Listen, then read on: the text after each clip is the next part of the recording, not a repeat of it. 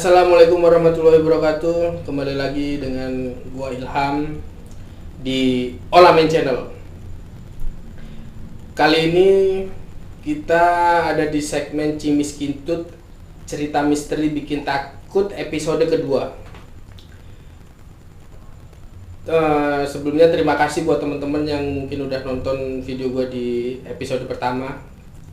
Ya meskipun baru ada 2 video, baru ada 2 episode. Semoga akan ada episode-episode yang lain. Dan channel Olamen ini nggak hanya bercerita tentang horor doang ya. Jadi nanti juga insya Allah ada cerita tentang cinta-cintaan, cerita tentang ya cerita apapun lah. Yang penting bukan cerita bokep ya.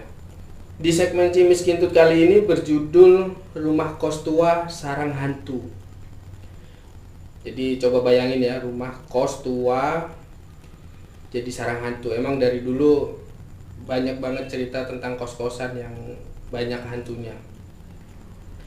Oke, sebelum kita mulai ke cerita, kembali lagi gue ingetin kalau gue ini sebenarnya manusia penakut yang sok-sokan bikin channel horor-horor beginilah. Kali ini gue pengen ngasih tahu tentang studio gue. Jadi studio gua ini ada di rumah nenek gua sendiri, di lantai atas, di lantai 2. Dulu masih kecil gua masih sering main di sini. Cuman ketika sudah SMA, udah jadi di lantai 2 ini udah lama kosong, paling cuma dipakai buat jemur baju, gitu-gitu doang. Rumah ini bangunan aslinya bangunan peninggalan Belanda.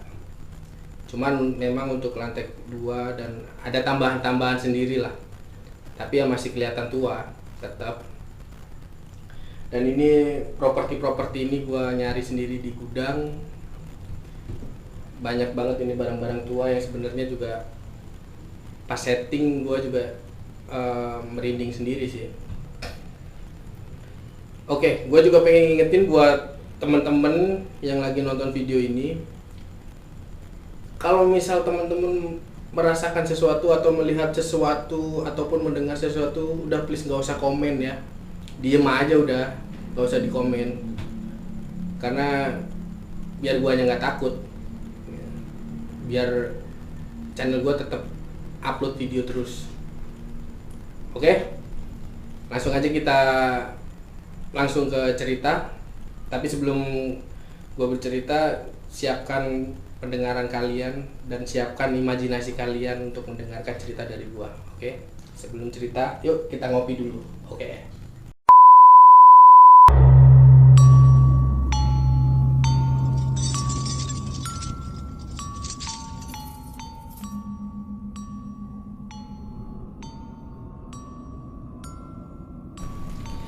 Saya bercerita tentang pengalaman mistis yang terjadi sekitar bulan April tahun 2015. Kejadiannya di sebuah rumah kos di Jalan Manuruki, Kota Makassar, Sulawesi Selatan. Sengaja si narasumber tidak mau menyebutkan letak persis dari rumah kos itu, semata-mata untuk menjaga privasi. Meski sebenarnya kondisi rumah kos itu juga sudah berubah total sejak direnovasi sekitar tahun lalu. Sebenarnya bukan tahun lalu, mungkin sekitar tahun 2018-an. Karena cerita ini diupload di tahun 2019. Yang pasti, kala tinggal di rumah kos itu, bangunannya sudah usang karena kemakan usia. Bangunannya berbentuk rumah panggung, bagian atas dihuni pemilik rumah, sedangkan di bawah, di kolong rumah, dibuat sekat-sekat kamar dari triplek tipis untuk dihuni anak kos. Tidak ada pagar yang mengelilingi rumah kos, dan kamar yang si pencerita tempati berbatasan langsung dengan jalan kampung yang tak pernah sepi. Bukan tanpa alasan, hingga akhirnya rumah kos itu jadi pilihannya untuk tempat menginap sementara. Karena di tempat kos lama ada perselisihan dengan anak kos lain, sehingga mendesak untuk mencari tempat kos yang baru. Mungkin si narasumber lagi ada masalah sama orang lain di kos yang lama, jadi dia memutuskan untuk mencari tempat tinggal lain untuk sementara. Ya, kondisinya memang jauh dari ekspektasi, bahkan jauh dari kos sebelumnya. Belum lagi sewa kamar yang terbilang mahal untuk ukuran kamar sekelas itu, harganya 450.000 per bulan. Tapi apa boleh buat, karena hanya untuk sementara, ya aku pikir tidak masalah tinggal di rumah kos tersebut. Jadi di sini saya bercerita, anggap saya sebagai si narasumber ya, biar nggak bingung mendengarnya. Dan tinggallah saya di sana tanpa tahu menahu cerita keangkeran rumah kos tersebut. Awalnya semua berjalan normal. Saya menjalani rutinitas seperti biasa. Bekerja mulai Senin sampai Jumat, dari pagi sampai sore, khusus Sabtu bisa pulang lebih awal karena selesai kerja sekitar pukul 2 siang. Awalnya saya tidak menyadari dengan keanehan yang kerap terjadi. Hanya beberapa kejadian kecil seperti seperti lampu bohlam yang hampir 2 hari sekali minta ganti karena mati. Saat tanya ke ibu kos, jawaban ibu kos, gigitan tikus menjadi jawaban penyebabnya. Waktu terus berlalu, mulai terasa ada yang tidak lazim di rumah kos itu. Di antara 3 kamar kos, jadi di kosan itu ada 3 kamar. Kenapa cuman saya yang tinggal? Kemana anak kos yang lain?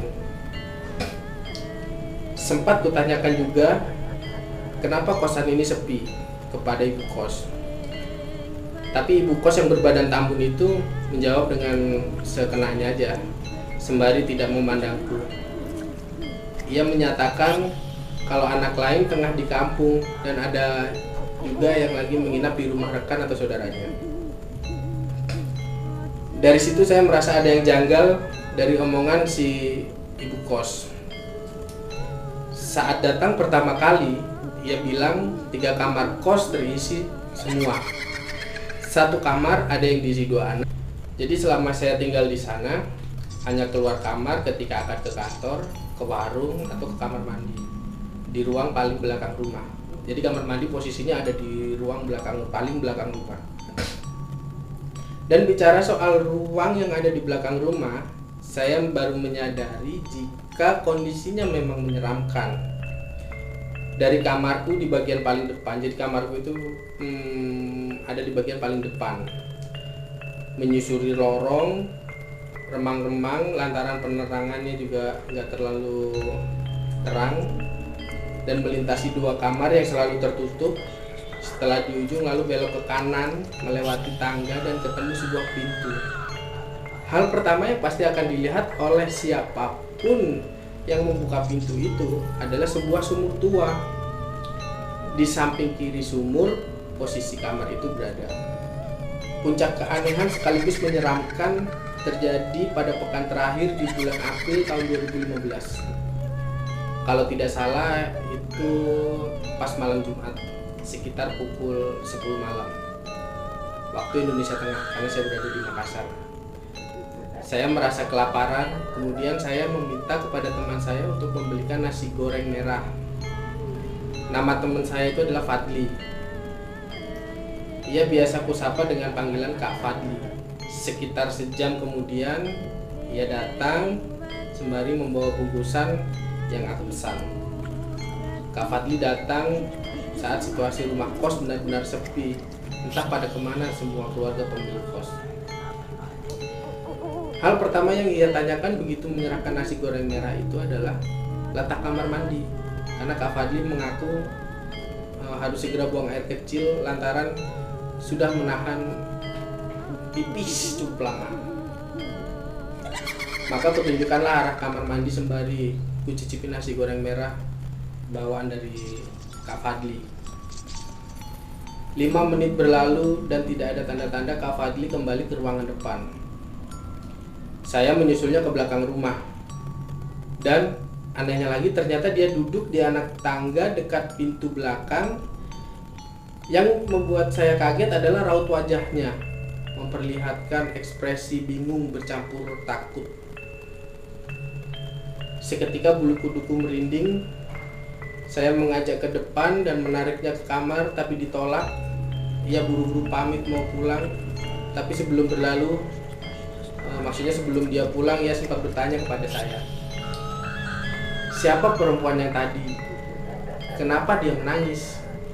Tanya Kak Fadli kepadaku. Sontak saya kaget, heran dengan pertanyaan perempuan yang dimaksud sama Kak Fadli. Tadi di tangga itu ada perempuan, di dekatnya ada anak kecil yang sedang menangis.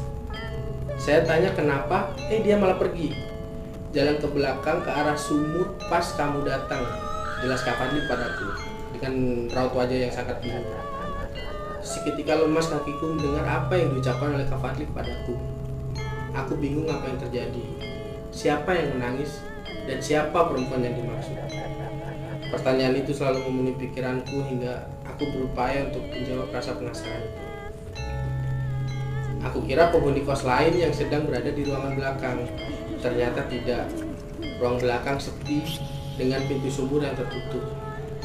Aku lantas langsung balik ke kamar dan lebih memilih bersikap masa bodoh atas pertanyaan Kak Fadli. Tapi baru saja ingin tubuhku ini berbaring, tiba-tiba terdengar seorang mengucapkan salam dari luar. Assalamualaikum, kata seorang perempuan. Dan ku jawab dengan lantang salam itu. Waalaikumsalam. Lalu suasana kembali hening. Ada sekitar 2-3 menit tidak ada respon atau jawaban salam. Saya menunggu orang tersebut melanjutkan ucapannya, tapi tidak ada sautan sama sekali. Akhirnya aku bertanya dengan niat ingin mengetahui siapa yang baru saja memberi salam.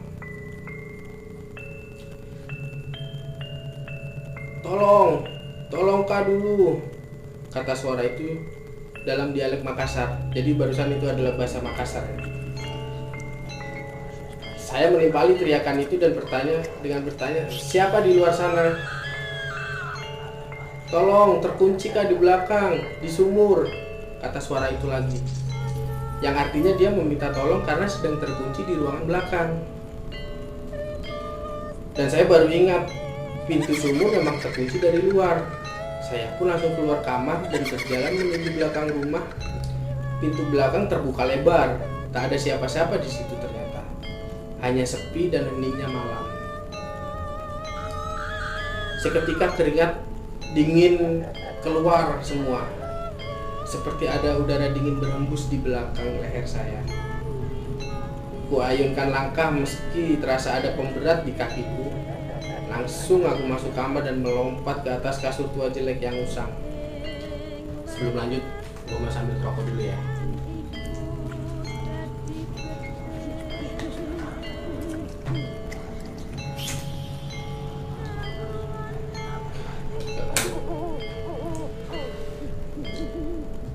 Malam itu benar-benar membuatku tak bisa memejamkan mata dengan tenang. Apalagi aku mendengar suara tangisan bayi dan seorang ibu yang menenangkan bayinya agar tidak menangis. Aku semakin ketakutan dan bersembunyi di bawah selimut. Apalagi lampu yang lagi mati tanpa ada penyebab yang jelas membuatku semakin merinding dan ketakutan. Hingga pagi, ketakutan itu membelengguku. Tak berani beranjak dari tempat tidur sembari membuka bantal yang pasti jika mentari sudah beranjak, aku harus pindah ke kosan lain. Aku benar-benar sudah tak berani berada di kosan ini. Pagi hari aku ketemu ibu kos. Saya ceritakan semua kejadian aneh tadi malam. Dan perempuan berdaster itu hanya menyatakan tidak ada perempuan dan anak kecil di rumahnya. Dengan jawaban seenaknya. Perempuan berdaster itu maksudnya ibu kos ya. Pada siang harinya, saya ajak teman kantorku, Ica namanya, untuk membantu memindahkan sebagian barang ke kos dia. Aku memutuskan untuk menumpang sementara di kos Ica sampai semuanya benar-benar kondusif. Tiba di rumah kos dan baru saja turun dari motor, Ica sudah terperanjat melihat sekitar rumah. Wajahnya pucat dan dia bertanya padaku, "Yakin kamu tinggal di sini?" "Iya," jawabku. "Ayo kita masuk." Tapi Ica tidak ingin masuk ke rumah. Ia memilih menunggu di luar. aku hanya membiarkannya dan berlalu masuk ke dalam kamarku sambil mengambil semua barang-barangku. Setelah mengambil beberapa pakaian dan barang penting, kami berdua langsung berlalu pergi. Di tengah jalan, Ica bercerita tentang apa yang ia lihat di rumah kosku. Dan ternyata aku baru tahu saat itu juga, ternyata dia juga bisa melihat sosok gaib penuh rumah. Saat perjalanan, Ica bertanya kepadaku yang membuatku tak bisa berkata-kata. "Apa kamu baik-baik saja?" kata Ica. "Iya," kataku sembari tak mengerti dengan pertanyaan Ica. "Apa kamu tak merasakan ada sesuatu yang janggal yang ada di kosan kamu tadi?" Aku hanya terdiam mengingat kejadian semalam yang membuatku sangat ketakutan. Kata Ica, "Pohon mangga depan rumah itu ada sosok tinggi besar dan kuntil anak merah yang berada di sana. Dan berani sekali kamu kalau tinggal di situ." Seketika itu membuatku merinding. Ternyata kosan yang aku tempati banyak sekali penghuninya. Bukan hanya sosok perempuan yang dilihat Kak Fadli, ternyata ada juga sosok kuntilanak yang dilihat Ica. Ternyata bukan orang yang jadi penghuni kos itu, melainkan sosok gaib yang berada di rumah kos tersebut. Itu yang membuat kos itu sunyi dan tidak ada orang lain yang betah tinggal di kos itu. Saya hanya bisa menarik nafas panjang dan di benakku hanya ada satu kata, pergi, dan tak ingin kembali lagi ke rumah itu. Mau ada setan apa di rumah itu, aku tidak ingin tahu dan aku gak peduli dengan itu lagi. Yang pasti, siang itu aku sudah merasa lega. Ketakutan yang menghantuiku sepanjang malam, aku tak ingin mengulanginya lagi.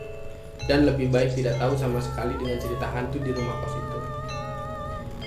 Karena aku hanya ingin melanjutkan kehidupan yang tenang. Jadi sekian dulu cerita dari narasumber yang tidak mau diceritakan namanya tadi, yang ada di Makassar ya lokasinya. Jujur, aku juga termasuk anak kosan.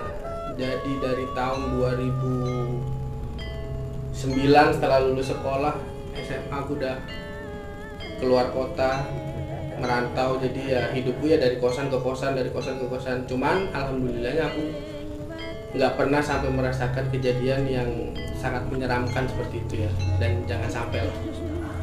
Jadi buat teman-teman yang sekarang masih hidupnya di kosan-kosan, yang masih pindah kosan sini ke kosan sana, ya hati-hati aja lah ya, karena memang banyak cerita tentang hantu-hantu yang ada di kosan.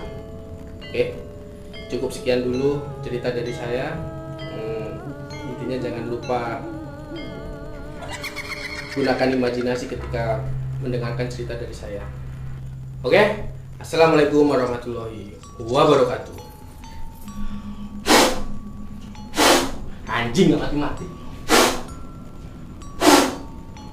Udahlah guys, gini aja lah.